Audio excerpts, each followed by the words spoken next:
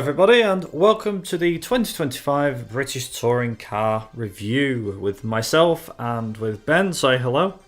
Hello! And yeah, we're going to run through the 2025 British Touring Car season. Now, this is going off a bit of a whim, so we are going to cover a couple of quick things and just talk about our overall thoughts of the season. So the main thing that we're going to run through is, the first thing we're going to run through is who won what. We're going to start with that. Then we'll have our favourite highlights of our key moments. And then the last thing will be looking forward to what 2026 can offer. And we've had a few bits of news, but again, we'll wrap that up towards the back end of the video. If you want to keep this running in the background, feel free to do so. There should be some footage of something on screen, touring car-wise or other, for you guys to watch if you're watching the video side. But if you want to just listen to the audio, you can easily do that. That is basically what this one is meant for. Right, so to cover the 2025 winners. Now, we did have the Night of Champions. We had Tom Ingram was your Drivers' Champion. Constructors was won by Hyundai.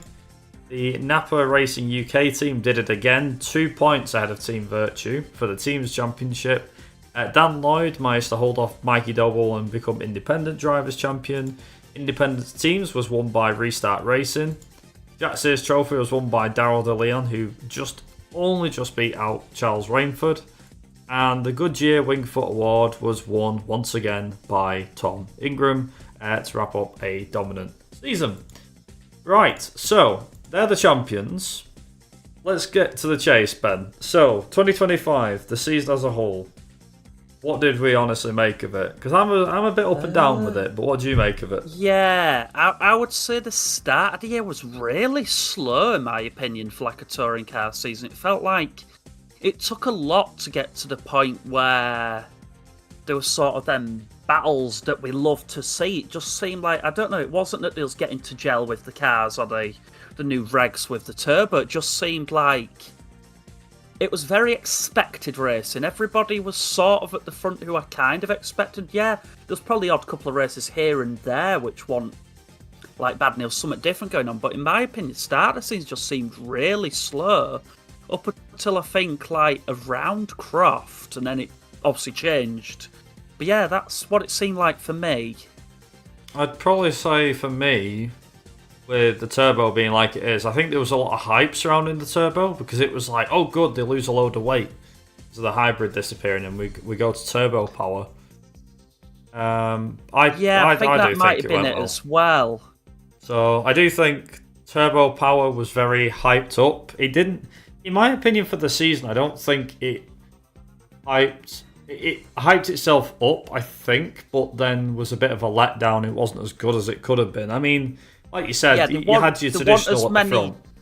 I was expecting lap records, or at least the previous ones, to be like absolutely shattered. To be insane times.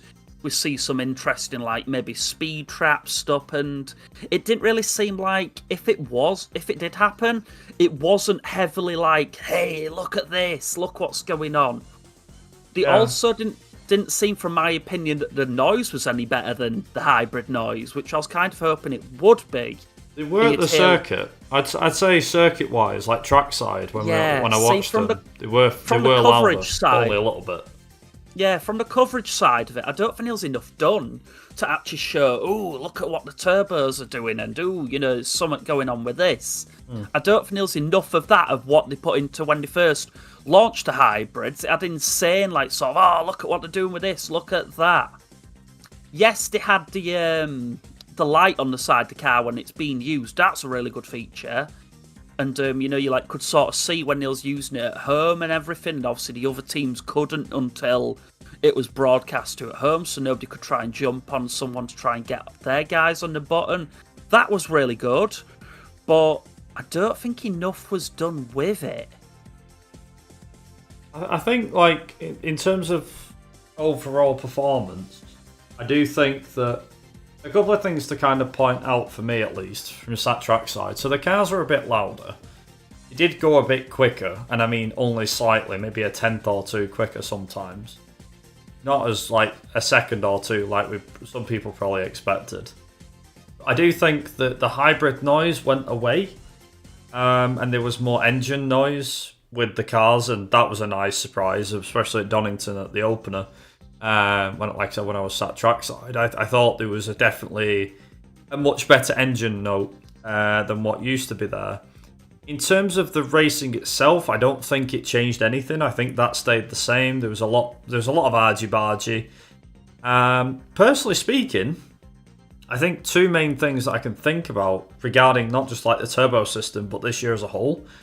There's two things for me that I think probably should have happened. Now, this is going to sound like a bit of a cliche, so I'm obviously a Sutton fan, as a lot of people know. And Ben, you're an Ingram fan, right? Yeah, Ingram fan, Hill fan. I sort of like the guy who sort of is the underdog in a way, although I wouldn't say Ingram is the underdog anymore, in my opinion. Still like him, he's still awesome. He's still probably the guy I'd go for on the grid, overly. But yeah, I'm definitely like Hill or Ingram. For me, two things happened during the season. So, one, I was expecting Sutton to be stronger in the second half of the season. And to be honest, like, to beat Ingram on merit, regardless of DNFs, I was expecting him to beat him. But then the second half of the season, I mean, granted, there's nothing set in stone. That's the beauty of British touring cars. There's never anything set. Just because somebody dominated the previous year doesn't mean they're going to dominate the year again the following year. And for me, the Hyundai of Ingram, for me, was very much a case of what could have been. Because, let's be honest, let's face it, okay?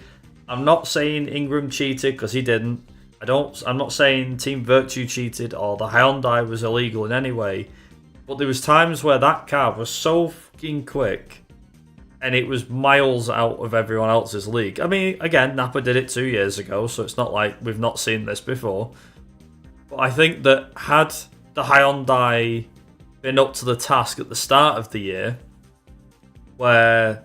Because, like, let's not forget, at the start of the year, the Focus and the Hyundai were level pegging, as Sutton and Ingram proved.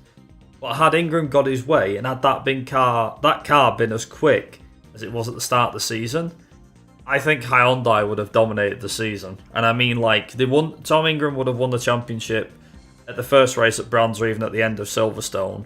And I think Hyundai would have wrapped the title up with at least a round to go. Because it was that dominant. I truly believe it could have been way more dominant than it was.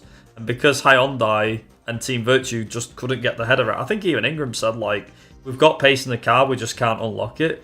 As soon as they unlocked it, holy crap, there was no way anyone was catching them. You could say what you like about how good Sutton can be in that Focus. I mean, for me, I'm like, you know, I was really gunning for Sutton to take Ingram for the title. And no matter how many races we saw, no matter how far ahead Sutton was, Ingram was always right behind him and usually overtook him as well. The only time I think where things came to a head, and where personally for me it was level pegging, was like the first 3 rounds of the championship. And that's it. Yeah, it was sort of like that. Even for me, like as an Ingram fan, it did seem like at the start of the season I kept thinking, oh, they keep saying, you know, they're going to get more pace out of this and... you know, like, we're not doing anything. It was already level with the Nappers. I was thinking, but is he just saying that? Like, a lot of people in motorsport will just say things for the sake of saying it to sound like they're saying something of, you know, like drivers' excuses and all that nonsense.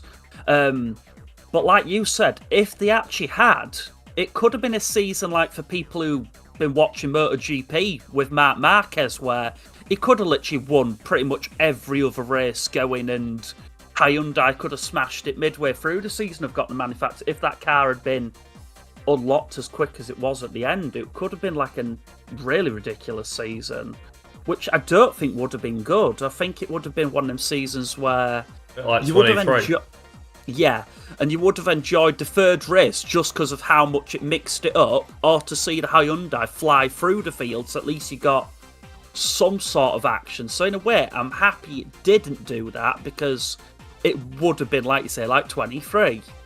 I think, like, for me, 23, just to kind of cut back to 2023 for a second, for me, one of the best races I thought would happen that year was Silverstone, where Sutton and Ingram charged through the field and Sutton won. Yeah, by far. Was it about 21st, 22nd or something? Yeah, it was somewhat silly, and I even remember at the time, I was messaging you saying it's a Silverstone weekend I actually enjoy.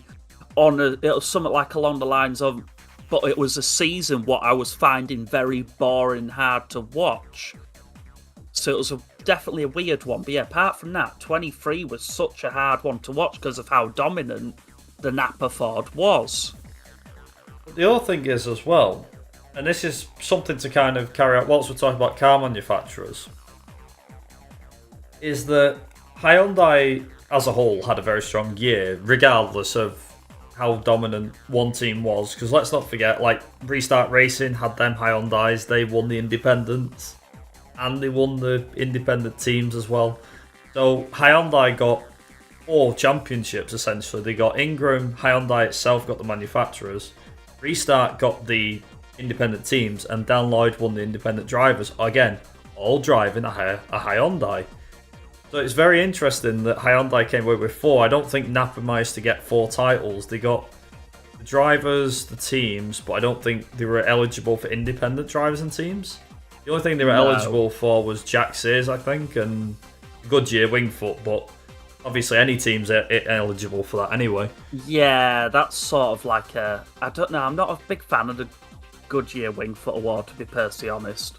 I sort of see it as oh, look at you, here's the prize for you sort of thing. Because usually the guy getting it isn't a guy who wins the race. With that, I do think with the Goodyear Wingfoot Award, just to get my 2 cents on it, it's a great idea, but this year was kind of a dumb thing. Because every round, somebody got this little Goodyear Wingfoot Award thing. And I was like, at the end of the year in 23 when they first introduced it, and last year, it made sense that you didn't see the whole Wingfoot Award thing until the end of the year because you were driving up to that. But the fact that Darryl De Leon's top qualifier, that's so he's what got I the wing, mean. and I was like, this is a bit silly. Come on.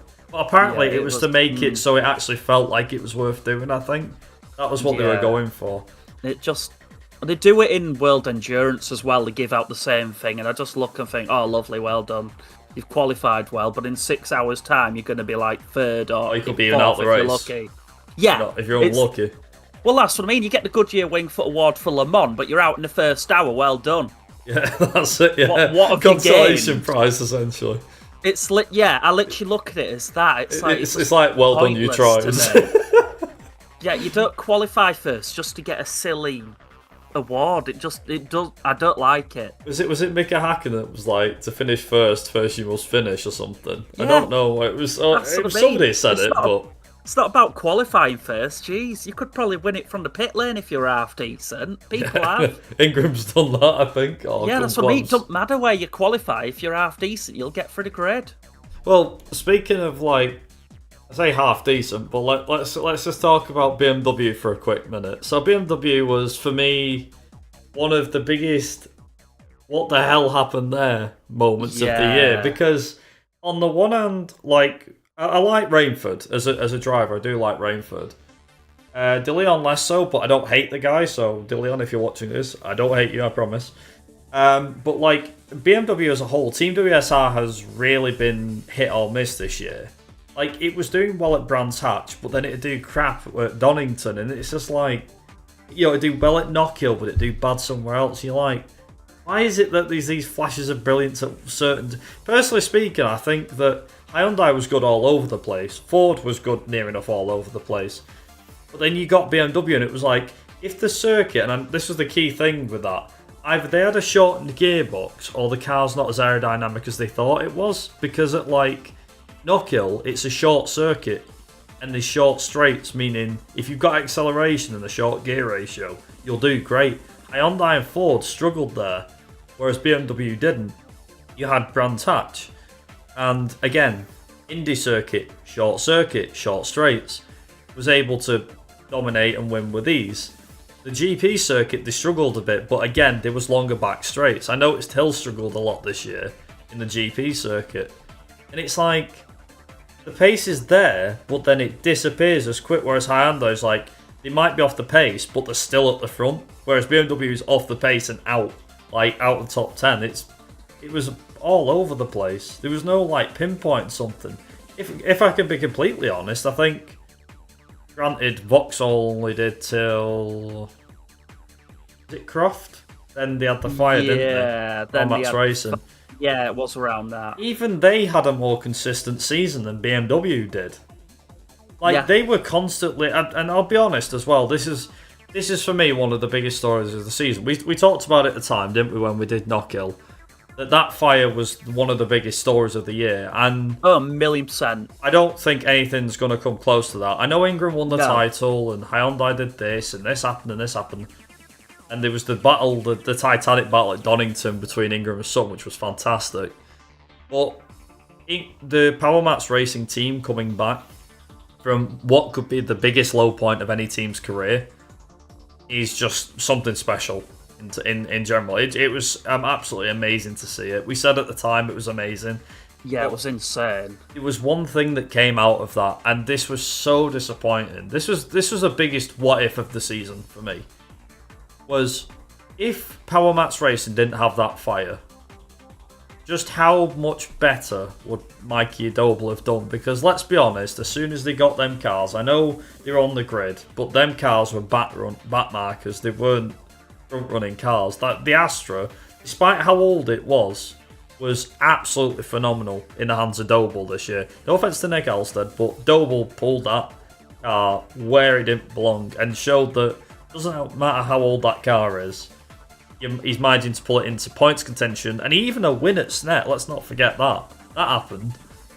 You know, it's like, I just think, could Doble and Vauxhall done any more damage? You know, with like winning another race, and you know, no, it's the biggest what if. Yeah, I'd say that was one like you said, the biggest point this year, but also the saddest point of this year. Is the Vauxhall's now gone. That car's gone. It'll never be back, you know, because it just won't be. Obviously, the car was that old to begin with, so it's so sad that they were getting better and better in the last, maybe 2 seasons with that car, where it was getting these very consistent, really high top 3, you know, top 5 places with that car, and it was a big what if, and sad to what happens, and it'll be interesting to see if Vauxhall ever comes back into the championship, or you know what'll come of it next, because it's one of them brands that, let's not forget, you go back to like 90s and everything, Vauxhall was one of the key big ones, and now it's just gone. It was down to barely nothing, now it's gone. So that was like the harshest bit for me, was it has lost a massive part of history, I think, with Vauxhall going, because like you said, they were around in the 90s, they were very popular in the 90s, because obviously Cleland and the Cavalier stories, and you know, you had the Vectra in the late 90s when that came in, which was a nice looking vehicle. Yeah, and we had the dominance of Vauxhall in the 2000s. Granted, we don't talk about the early 2000s very often, but you know, they were one of the main teams that stuck it out. Yeah, them and Peugeot, that was basically it. You know, they won, 5 or 6 titles. You had Giovanni, is it? Giovanni? I can't remember what he's called. Giovanni, I can't remember. Yeah, you had like everyone, didn't you, sort of? He won I think it was it 2007, 2008 titles, he won them. So, yeah, that's Giovanni, that's it, Giovanni, him. So, but yeah, it's a sad one if you think about, as a whole from the season, that was like the biggest take from me by far of this year, was something that didn't even happen on track or on a race weekend, because it happened, I think, like on a Wednesday. Yeah. So I'd say the biggest takeaway from this season for me was that. The other biggest takeaway for this season for me was the fact that Jake Hill is now gone. He's off to go pursue other pastures, basically in GT racing. So it's like, they were the biggest takes for me for this year. And they were nothing really that came down to anything on track. It was just one of them seasons for me where it was alright. You know, we had a good bit of action here and there, especially towards the latter half of the season. For me, there was quite a lot that was interesting here and there. it was not bad to see like Ingram take it in the end. That was great. It was, interesting to see sort of how that weekend came to be. Sadly, Sutton, couldn't give it a good old, more of a fight through. It would have been really good to see that. But apart from that, the biggest takes of the year, like I say, were things that technically didn't happen on track at all for me. This is another big story in the last couple of years because we've lost Hill now. Turkington last year, Plato, what was it, 23? 22, Yeah. 23 when we lost him. So And we've lost Matt three Neal- legends. Matt Neal never stepped down. came back because he 20 didn't really say he'd retired. He just suddenly said, "Oh, I'm 2020 not or doing something. it this year." Yeah, He or retired, 22. but then he's part of Team Dynamics still, so he's helping Hyundai. Yeah, but then they've Restart sort racing. of it's a weird one with Matt Neal, sadly. But then you've got the likes of, we're just looking forward to 2026 for a second. We've got Audi coming back. So I think that's it's the big thing. not Yeah, too bad in the end of it, really. We are gaining a manufacturer back. Plato's We've coming lost- back, but he's not coming back as a driver. Don't forget. Yeah, so we've lost Vauxhall, but we've got Audi. We've lost Hill, but Plato's coming back, albeit as a team owner. Yeah, So interesting. it's a bit of give and take with touring cars at the minute. Yeah, going so forward. that's something it'd be one to watch out for next gen, especially see what Audi can bring with that package. Because it's rare now that Audi goes into any motorsport apart from F1. If you look at what they do, they basically do the odd couple of bits. They do that like extreme Dakar Dakar thing, don't they? Extreme Yeah, E, and I think. there's not much else. They pull back all the Le Mans stuff and everything. They're basically concentrating on F1. So, depending on how far back that Audi actually is, could be interesting to see what's going on with it.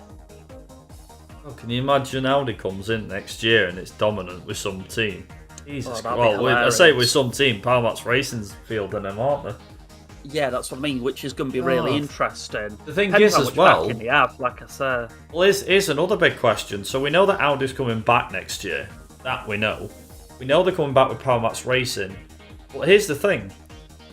Them Audis aren't going to be 5-6-year-old cars like what they've had with the Astra. They're not going to be No. borrowed off no team. So it's the manufacturer that's returning. The cars should technically be brand new. So it'll be Yeah. like you've got a 2026 car, or 25 car even, on the grid, which will be great because I think it was the first new car since the Hyundai, I want to say. Because or would it be the Yes. Toyota maybe? I don't No, know. it might be the Hyundai. Somebody could probably know better than us. Yeah. But then, so there's that. But speaking of like new cars and stuff, Napa are going to be getting rid of the Focus because that's stopped production now. Yeah, So they've got to use a new car for next year, and it's like, what's going to happen to Napa? Are they going to be at the back? Like, a lot of people are probably like, yeah, good, let's get Sutton to the back. But I personally want to see Sutton flying at the front. It'll be tragic if he goes to... If Napa gets a new car next year. Again, we don't know what car, we don't know which manufacturer, because don't forget, Ford's not said they're pulling out, or anything like that. We don't know if Ford will be able to provide them with a new car. And even if they do provide them with a new car, you've got R&D testing, aero tunnel, everything. Personally speaking, unless there's a team that's not a Hyundai, can stop that Hyundai from dominating. I think next year might be a dominated season by Hyundai. I have a feeling it just will be. But if they've already got BMW the get it car right, set up. that's what I mean. They've got the potential in that car. You just don't know. I mean, unless Toyota does something spectacular. I mean, one of the key things that we've had, like literally in the last day, in terms of information. So for those that aren't aware, as of today, as of the 25th of November, we found out that Laser Tools Racing, who sponsored BMW, or MV Motorsport, with Jake Hill, they've gone to the Toyota outfit, presumably to take title sponsorship there, and Aaron Taylor Smith has been signed up as one of the drivers there. So it's like, you know, is the money going to go into development with them? Is Toyota going to emerge? I would like to see a Toyota emerge at the front. Yeah, I'd love to see that. Will it be Cook and Taylor Smith? We don't know. We know that Aaron Taylor Smith is one of them, but we don't know if Cook will still be there. I mean, he might stay. He might go somewhere else. The word, to be honest, if I'm being completely honest, I think the competitive field of touring cars, I think it's there's a gap appearing quite a bit, actually. It's worrying to me, Especially with the Leon Cooper's, definitely. Yeah, it's sort of becoming like the manufacturers don't seem to be as involved from my point of view. It seems that a lot of them are either pulling back or doing a bit less in the sport. I don't know what's going on, but it seems since the hybrid has gone, a lot of them who is using it as, oh look, I can promote my car for hybrid, it doesn't seem like the push is there from one, which is what I'm worrying, is if BMW might even go next, why are we doing it, what are we gaining from it, and just leave that completely and just basically carry on with the GT and endurance stuff. Because that's what they're using to promote a lot of their motorsport. Could be wrong, but from my point of view, it's definitely one of them where I'm interested what's going to happen in the future, but I'm also worried. Which I partly think is a good way to leave this video, is sort of everybody thinking about that. Well, we've got, in terms of manufacturers, we've got 4. Technically 5. There's Hyundai, Ford, BMW, Toyota, and Cupra. And Audi coming in. If Ford's going, that's one less. So that means you're down to Hyundai, BMW, Toyota, and Cupra. But then Audi's coming in, albeit we know with one team. We don't know what manufacturer Plato's bringing with him, if he is bringing a new one, but people reckon that could be another new manufacturer. We don't know if Napa's teaming up with Ford still, or they're going to turn to another one. That's the thing. We don't know what manufacturers are going to be and when. So it definitely gives a lot of prospect for 2026, especially the drivers' market at least. We know that Sutton's locked in, I think, isn't he, along with Camish at Napa. And we know that Chilton's just signed himself up for another year or 2, I think. Obviously, Ingram will probably stick with Team Virtual. I'll be surprised if he doesn't. I can't see him going anywhere, to be honest. But then, obviously, the rest of the field, we won't know until people sign on the dotted line and the cars get signed for. But I'm hoping that, obviously, Mikey Doble stays around. He's become one of my favourites in the championship the last few years. So I'd like to see him at a team. Personally speaking, just saying, wink, wink, nudge, nudge, Napa, you might want to consider this chap. Because, well, no offence, but Robo's not doing the best. He got a couple of wins, but he kind of blew it for you in the team's championship. Just saying. Yep. Didn't help you. Yeah, exactly. But anyway, he were good at taking Sutton out. He took Camish out, didn't he, as well? Oh. But anyway, whilst we're talking about 2026 and stuff like that, we're just going to quickly mention. So as of literally yesterday, day before, the Toka has mentioned that they've got this new touring car qualifying race. Presumably, this is to spice up the championship, and I did say we'd jump into this at the final part of it. So just to give a quick breakdown as to how it works. So we're going to have one free practice session of 40 minutes on the Saturday. Then there's a qualifying session which takes place at about 2 o'clock, roughly. Split into 2 qualifying groups, 15 minutes apiece. The group that includes the fastest set lap time overall will set the odd numbers for the grid, and the other group will take the even numbers. There'll be a 10-minute gap between the end of qualifying and the qualifying race. Qualifying race is apparently going to be approximately 15 minutes or set to the nearest lap count each circuit to that. There's no option tyre. It's just the standard dry slick tyre that they use or the wet tyre depending on the weather conditions, of course. The qualifying session in the race will have the permitted turbo boost available as per championship order, so that doesn't really change like it has been the last couple of years with the hybrid and now the turbo. And half points for a championship round to be awarded as per the finishing from 1st to 15th. So first they'll get 10 points, second they'll get 9 and so on.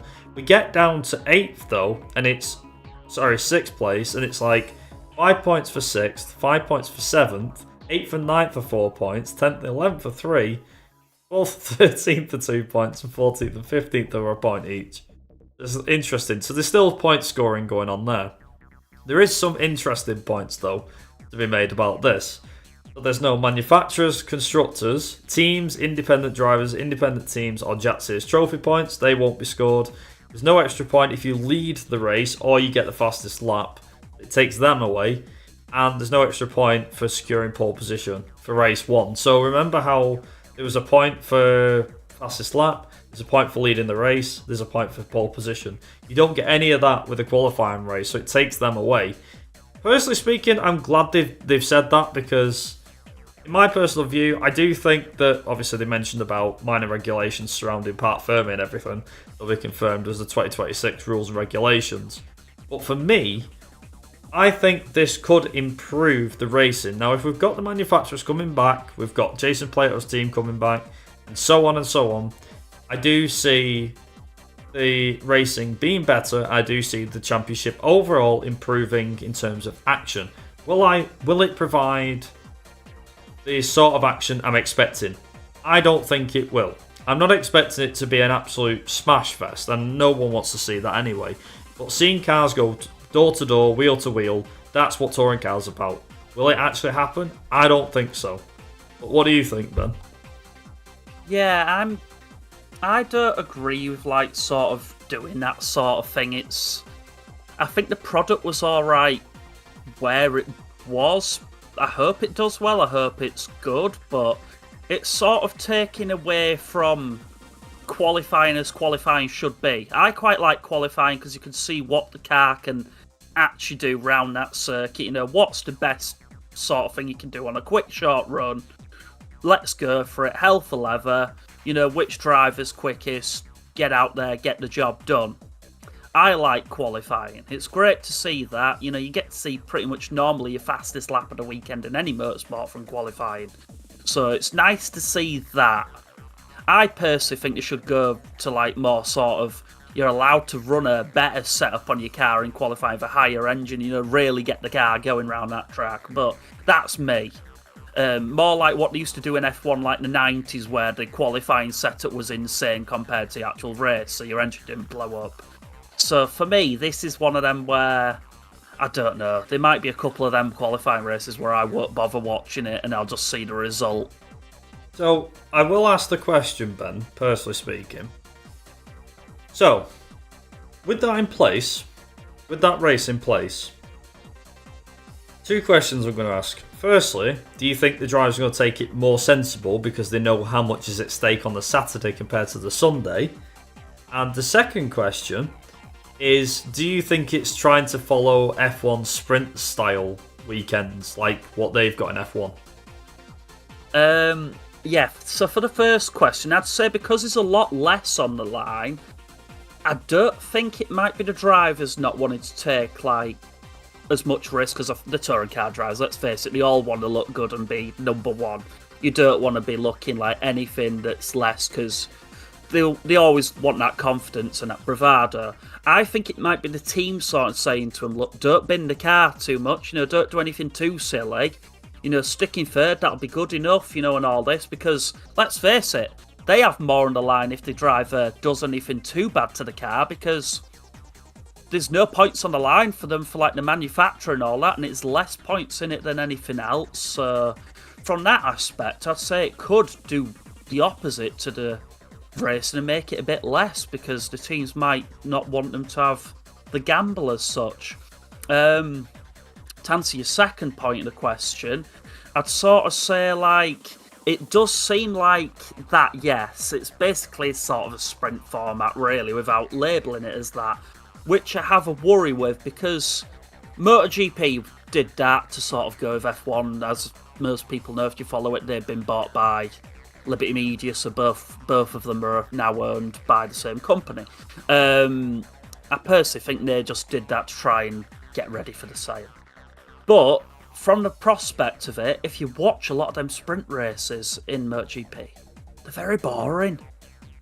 It's basically whoever gets out there in front, the tyres aren't really going to fall off them, so they're just going to be out there in front, job done. Yeah, F1's not much different either. F1's similar. No, exactly. Yeah, I usually avoid the sprints in F1. Like, I've been watching a lot more of it this year, and it's sort of, yeah, I'm bothered watching the sprints, if I'm going to be very honest, apart from, like, I think there's two of them I have watched this year, and that was just because I was on at a time when I didn't have anything else on. But yeah, apart from that, I sort of avoid them. Like I said, I think that'll be a good race for me to not bother watch and just go, there's the result, nice one. which is what I do with it in other series. If a series has a proper qualifying, I will happily watch it because I like watching qualifying. But if it doesn't, I won't bother. I do think, personally speaking, I do think that they are trying something new. So credit to them, they are trying. Tokyo is trying something new. They're trying to appeal to everybody, a bit like what F1 and MotoGP did. I do think that that's what they're trying to do, but, and this is the big question mark. And obviously, I know a lot of people are probably going to say, "Well, how do you know if it's going to be crap or not?" It's like, look, if we've seen how F1 and MotoGP are, then I don't think Touring Car will be too far behind. Maybe it'll prove us wrong. Maybe the sprint thing on the qualifying race on the Saturday will actually be good. But the problem is, as well, is that, let me just mention this. If the races aren't as good as they are now, I'm not expecting the qualifying race to make things better. That's what I believe. If the racing's great, it's like, right, it's supposed to spice things up. And I do genuinely believe that that's what they're going for. But will it make the sport this absolute amazing spectacle? I don't think it will. I generally don't. It was the same thing like I said with MotoGP. They was hoping it would spice it up, and all it meant was basically whoever was out in front, you didn't have to worry about your tyres, so you could just leave everyone and be like, see ya, and then you were just completely gone. And then like 15 minutes later, oh look, they've won. And that was it.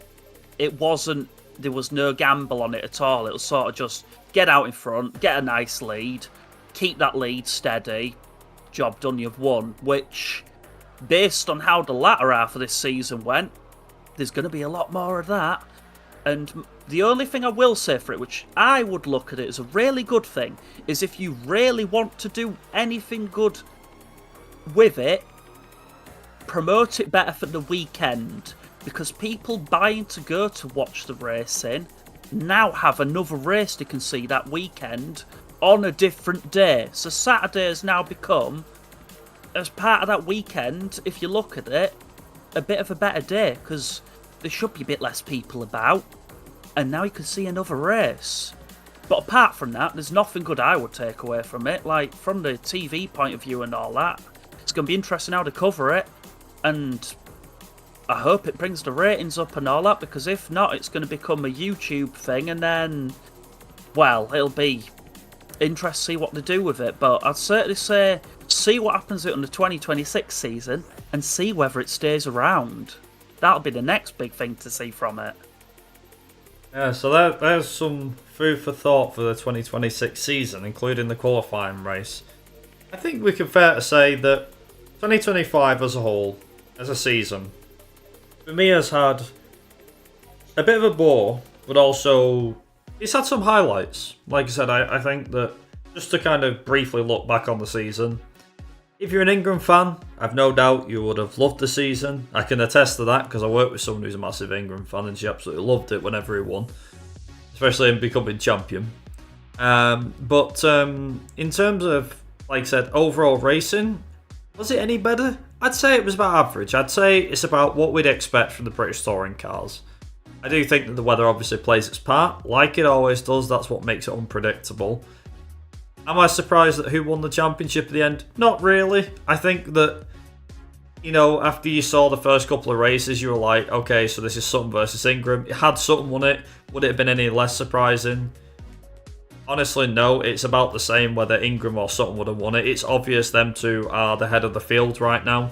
And there has been talks as well that this is now going to be the rivalry for years to come. And it was when they first won, when Ingram first won his title in the hybrid era in 22, and Sutton won his title for the fourth time. You know, these two are going to be to and fro. Let's not forget, these guys aren't young, but they're not exactly old either. They're about average in terms of age. Sorry, Ingram and Sutton, but like they are about average. But these two guys fighting, will it get vicious like the Plato Neal days? I don't think so. Nah, they're both friends. But how they fight on track is an entirely different thing. Personally, I think, yeah, more for Sutton versus Ingram next year, definitely. But obviously, we don't know about manufacturers, what Napa's going to do. As I said, no, we don't know half the questions. There's a load of question marks that we don't know the answer to. And That's going to be the key for next year, whether it will be a good season or a bad season. And obviously, as you said, Ben, with the qualifying race, next year, so it's the first year, and it is a case of, look, the formula for touring cars, it works for now. Yeah. Will it work better when these regulations are improved? I don't know. We will honestly see. That's a good point to leave it for today. Yeah, definitely. So that is our review, casually, of the 2025 British Touring Car season. Let us know your thoughts down in the comments, no matter what they are, on any of the topics we've covered in this video. Many thanks for your support this year. We will have a video coming out, not saying when, regarding the future of the channel and the 2026 season. Yeah, we'll look forward to seeing you guys again soon. And from myself and from Ben, thank you very much for listening or for watching. And I hope you have a great rest of your day or evening, wherever you are in the world. Until then, ta-ra. Bye-bye.